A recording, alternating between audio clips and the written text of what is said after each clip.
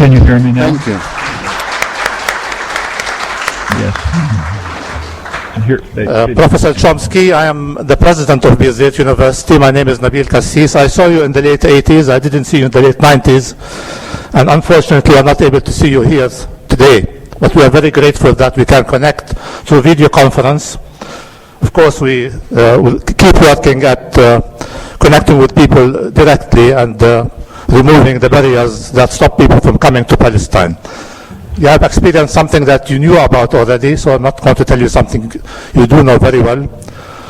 The thing is that people who claim they don't know, do know and do nothing about it. We are very grateful that you tried to make it to Palestine, and today you will be delivering the lecture that you wanted to deliver the day before yesterday. Your coming here is in a way, or you're addressing us, helps us overcome the boycott that we are being subjected to. I'm often asked about Palestinians boycotting Israeli universities, and my answer is always, what boycott are you talking about? We are the ones who are being subjected to boycott. We are the ones who are under siege. We are the ones who are not free, connect with the rest of the world. So thank you very much for connecting with us today. And I salute you and your company. I cannot apologize for what the Israelis did. It's not our doing. But I assure you, if we were to staff these positions that you wanted to get through yesterday, or the day before yesterday, you will find us very welcoming and very grateful for your coming here. I will not take more time from the lecture. I will pass now to you, Abdurrahim. Abdurrahim, go ahead.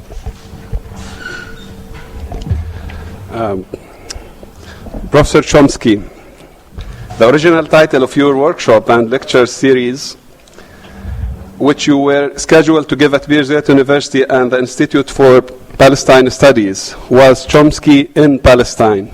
Meanwhile, the racist policies of confinement and paranoid control, part and parcel of the Israeli draconian system you aptly linked to Stalinist regime, converged to deny you entry into Palestine.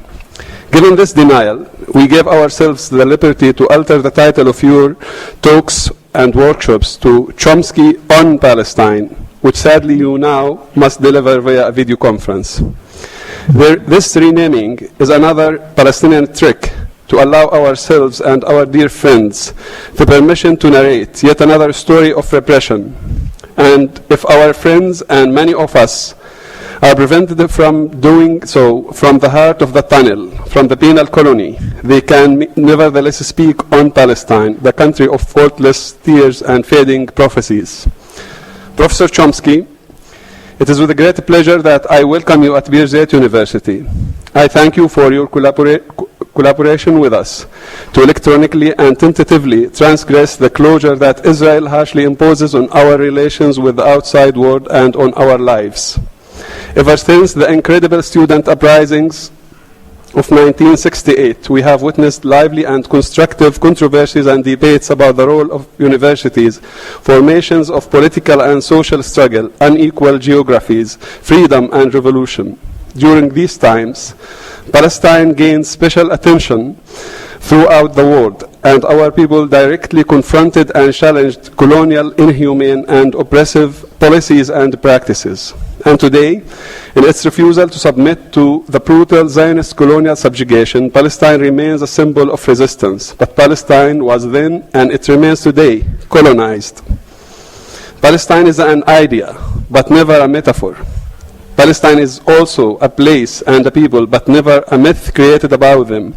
Palestine is where and who I am, where my colleagues are, the place where they are, and the place they cannot enter. Palestine is a unique combination of place and every place. Palestine is the real and the ideal at once.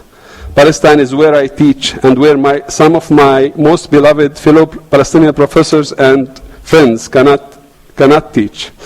For the occupying powers have denied those their otherwise normal choice to live and teach in their homeland. Professor Chomsky, on Sunday afternoon, the Israeli occupying powers denied you entry into Palestine.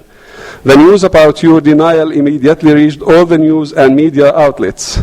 I must say, however, that while dealing with these developments here at Birzeit, we followed the media coverage without wonder or surprise. Denial of entry is unfortunately all too common to us. Palestinians have been denied the place of Palestine since our first Nakba of 1948, when nearly 3/4 of our people were forced out of their lands. Ever since, 6 million Palestinian refugees have been denied entry into historic Palestine. Professor Chomsky, your intellectual career is marked partially by your political interventions. You insist, as you say, to speak to and with popular struggles.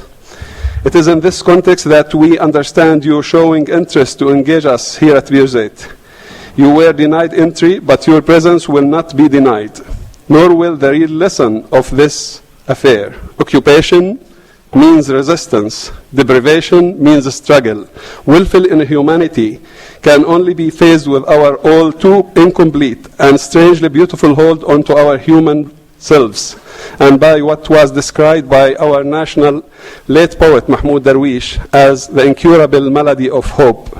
We celebrate your moral and noble stances and praise your intellectual work and political activism in supporting just causes and freedom in the world, including the Palestinian cause. At the same time, we call upon the international academic community and the human rights organizations to intervene in order to bring about an end to the Israeli absurd oppressive practices, particularly in relation to the basic right to education. At Birzeit University and other academic institutions, we have learned but never accepted to operate under the harsh systematic restrictions Israeli occupation imposes on us.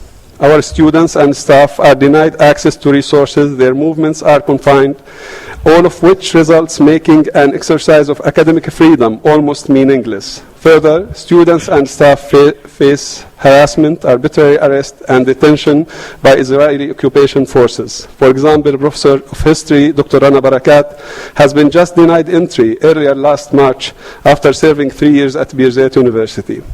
These practices, including Professor Chomsky's denial of entry, all point to the extent of an effective boycott against Palestinian educational and other institutions in the West Bank and Gaza, though, to be sure, Gaza as a whole is being boycotted. While the Palestinian call for boycott received much attention, the boycott that Israel practices against Palestinians is less noticed as such. This latter boycott is far from being a call. That is an attempt to convince the international community to refrain from collaborating with Palestinian institutions. The latter is in effect a state-enforced project that simply prevents intellectuals, internationals, and Palestinians from entry. It's a project administered by those who police the borders.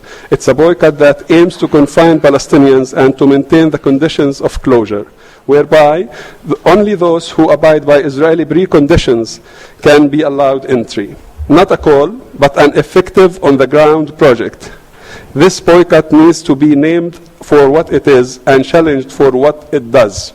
Professor Chomsky, our late intellectual giant, and your dear friend Edward Said, described himself as the last Jewish intellectual. Through this description, he was referring to the nomadic state of the exiled intellectual who speaks the truth to power. Said portrayed himself as the true successor of Adorno.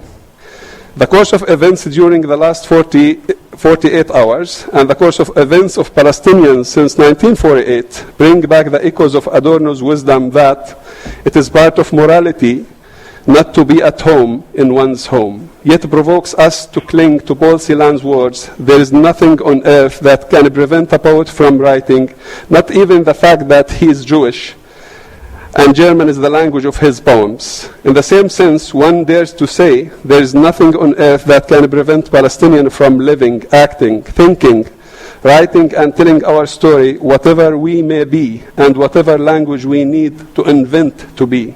Stories not only of occupation, colonial servitude, and painful exile, though those are certainly a part of our tragic history, but also stories of perseverance.